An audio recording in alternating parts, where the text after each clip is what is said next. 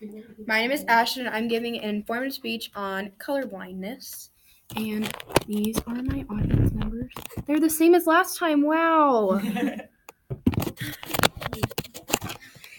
want to be you too. All right. So today, my topic for my informative speech is color blindness.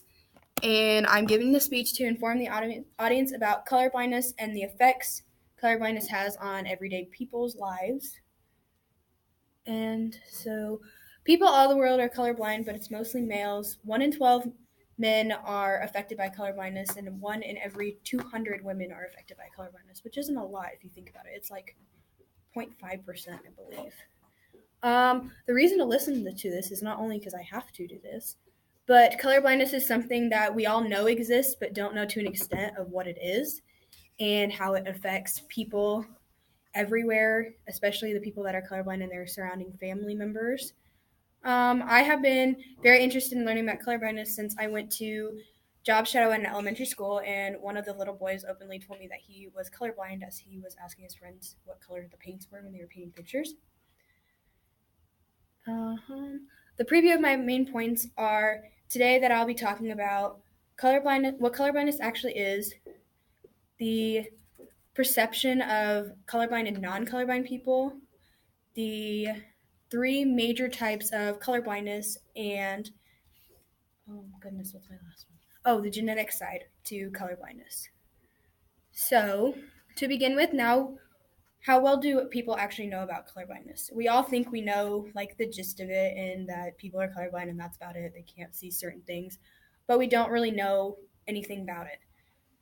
So, being colorblind is something most people know exists, and they do know that what colorblindness is, but how well do we know? What do we know what it actually is? We don't. We think we do, but we absolutely have no idea. So let's dive into the world of colorblindness. So what is colorblindness? Colorblindness is the inability to perceive certain colors like a normal person can. According to author Rena Muckamal, I believe is how you say her name, of How Humans See in Color, says colorblindness occurs when one or multiple cones, which are in your eye and your retina, do not function as expected like normal people do. How do people who aren't colorblind perceive color, which is also from the same article? She says that we have 2 different types of things, or cells, I guess I should say, be scientific. In our eyes. They are cones and rods. So cones activate the color, like the daytime, so they're really light sensitive. And they do that by reflection. And after they reflect, they send a signal to the optic nerve and into the visual cortex in your brain. And then the process of the number of cones is activated, and that lights certain colors. So, like your red cone, your green cone, your blue cone, etc. Our 3 types of cones are red, blue, and green, which are also mostly the primary colors. And with those functioning properly, we can see other related colors, so like the secondary colors in art, if you want to go that way. So to go on the other side of the spectrum, rods are the ones that make you see things in the darker part of the environment. They are activated through the darkness of light, and they help you perceive your grays, your blacks, your really dark blues, things to that extent. And then we have what she says is color consistency, is which when your brain remembers what something is as a color, and then you just kind of remember it. And so if like she used the example as a lemon, if it's in an orange light, it's still yellow because you know it's yellow. How do people who are colorblind perceive color? Well, they perceive color in the same way but differently, obviously. They can see different colors vaguely or not at all, depending on the type of color blindness that you have. And then, according to Troy Bettinghaus, author of the article Color Blindness, the cones on non-colorblind people are used to see color, and the cones on colorblind people are very abnormal, so they don't function as like ours do if you aren't colorblind. They fail to function properly, and with the incorrect cones or rods, they make the wrong combinations of the brain and get the wrong message. So the message is corrupted and isn't sent to your brain properly, which makes people not see the correct colors. So, how sometimes blue is purple or green or anything like that, it's because your brain is telling you something completely different than what it actually is. Now that we know the gist of color blindness and what it is, it's time to go deeper into the different types of color blindness. So when I researched, I found out there was three different types. There is first off red green, second of off blue yellow, and then third is complete color blindness, and that is a thing. Color blindness is a very vague term for such a broad idea.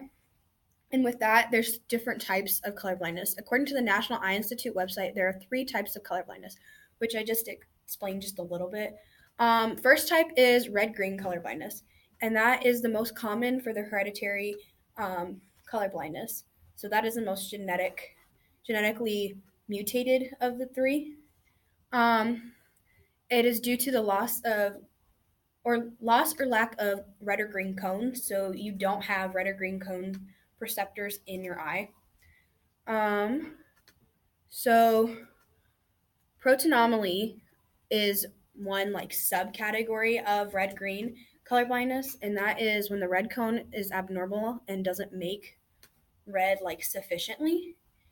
Reds, oranges, and yellows appear as greens and not as bright as they should at all. So they are very dim, and your reds are now greens, your oranges are now greens, and your yellows are now greens. So you're just seeing green.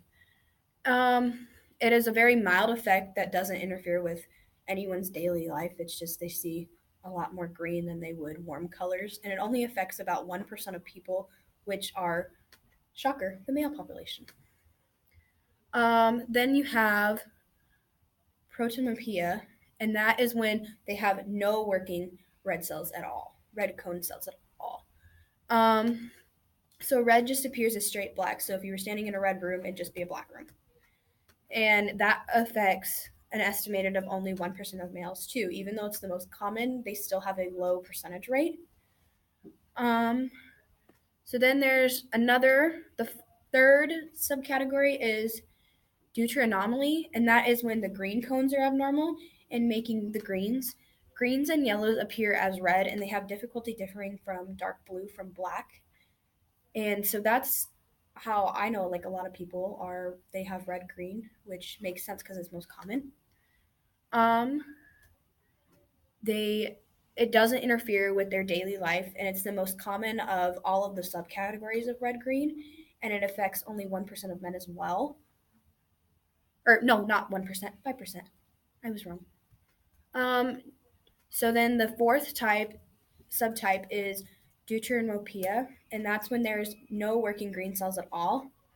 Um, Reds become brownish yellowish, and greens become completely beige, and that affects 1% of male. That's the other one that affects 1%. The second type is blue yellow color blindness, and that is way more rare than red green. That's the one that a lot of people just don't have because of the fact that the blue cone I think is further back than the red and green cones are, so those ones can be mutated a lot easier. Blue cones are when they're missing or just limited amount. Um, so there are two subtypes of that, and this is the titran anomaly one, and that's when there's just limited blue cone.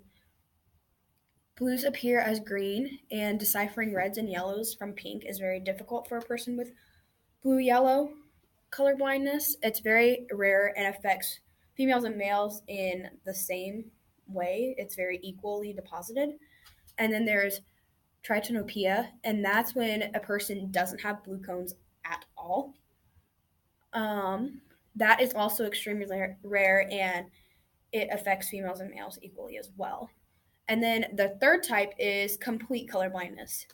So there's two subtypes of that as well. So cone monochromacy is the failure of two of the three pigmented cones that just don't function properly. People with this can't distinguish because the brain needs all three cones to compare the colors to, and if two don't work, then they have nothing to compare to other than the other one. So that's just not good.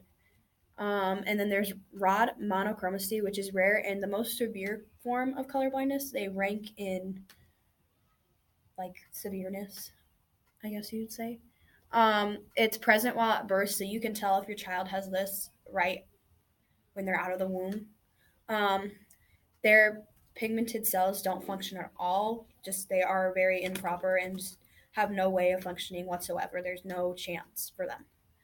And that's when most people get to the stereotype that all colorblind people see in black and white and grays and very faint colors, which is not true, obviously, but this rod monochromacy confirms that. Lastly, I'll inform you about the genetic side of colorblindness. So many know that colorblindness is often passed down from generation to generation. Mother to father pass it down to son or daughter. But do we know which one gets it or what child is more likely to get it? No, until you look at a diagram actually. There's multiple combinations that make it possible for either female or male to get it. So, is colorblindness genetic? Obviously, yes. So, according to the US National Library of Medicine's website, mutations in the OPN1LW, the OPN1MW, and the OPN1SW causes the forms of color deficiency, aka colorblindness.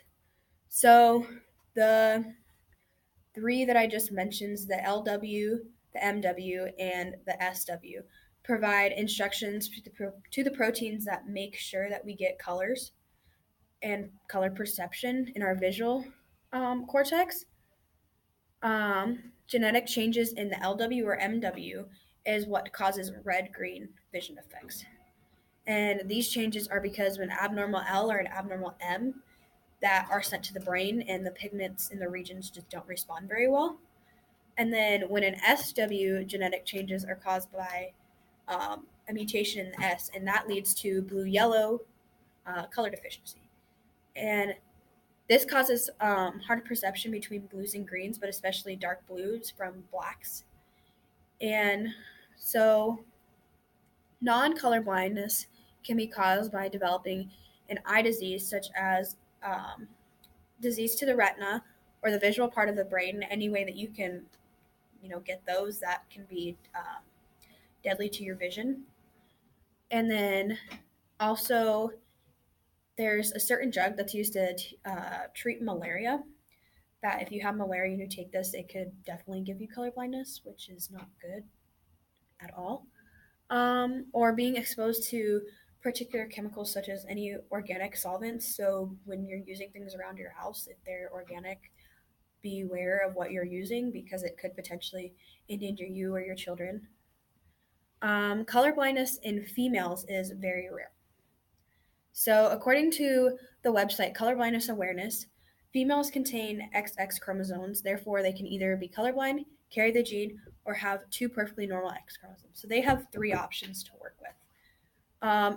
If the mother is the carrier, she can pass on the carrying gene to the daughter or give her a completely normal X chromosome. So, it could go one of two ways. She can carry the gene, or she could just have no gene at all and not have it to pass down to her children. In another case, which is very rare, she may have a colorblind father, and he passes down the colorblind gene, and the mother is also a carrier. So she has two effective XX chromosomes, which lead her to be completely colorblind.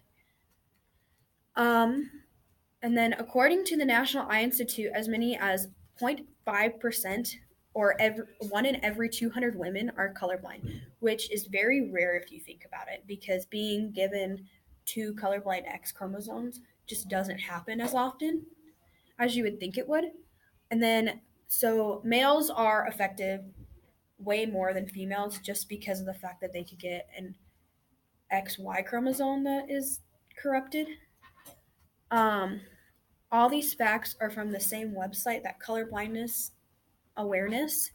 Men have two options: receiving the gene or not having the gene at all. But if they don't have it, then their sister will be having the gene in some type of way, which is very rare. So that's why men have it more than women. If the gene skips the male, it is because the mother is not a carrier and the father is colorblind. Since boys receive XY chromosomes, the other colorblind X chromosome is passed immediately down to the daughter.